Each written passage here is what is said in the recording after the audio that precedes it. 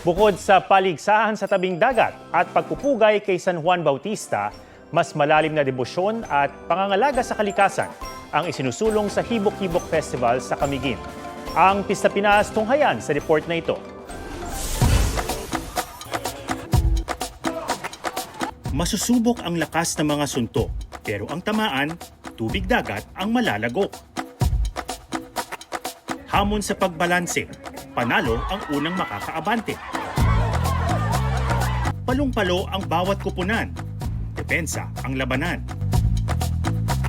Ang mga larong ito, dinadayo at inaabangan tuwing Hunyo ng mga taga-Camiguin, panahon ng pagpupugay kay San Juan Bautista at pagdiriwang ng kanilang Hibok-Hibok Festival.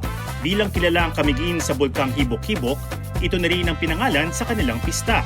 It was the objective of the organizer to have fun, to enjoy, to celebrate, to make Camiguin popular. Hibok-Hibok Volcano is located in Camiguin. So, name recall.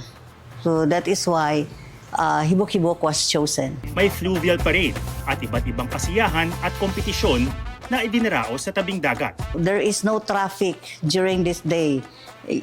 Old and young goes to the sea to celebrate. Pero ang laban, dinala na rin nila sa ilalim ng tubig. Ang kalaban, mga basurang itinatapon sa dagat. Napakahalaga ang ng Escoba Surero dito sa isla ng Camiguin dahil ang aming isla ay isa sa tourist destination dito sa Pilipinas. Tumutulong sa paglilinis ng karagatan, pagpapanatili ng kalikasan. Isa si Julian Amariento sa mga magigiting na sumisisid para linisin ang karagatan ng Camiguin. Tuwing Hibok-Hibok Festival, mas pinaiigting ang laban sa pamamagitan ng Scuba Surero, underwater cleanup drive, pero paligsahan din ng mga volunteer scuba diver sa paramihan ng basurang makukuha. Ngayong taon, mahigit 40 kilo ng basura ang nakolekta ni Julian.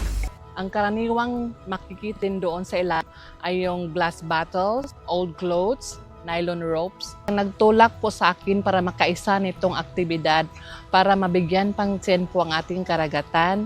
Kaya hindi lang ito basta pista, pagpapaalala rin na pangalagaan ang kanilang kabuhayan na pangingisda, protektahan ang yamang dagat at baybayin para sa susunod pang Hibok-Hibok Festival. Huwag magpahuli sa mga balitang dapat niyong malaman. Mag-subscribe na sa GMA Integrated News sa YouTube.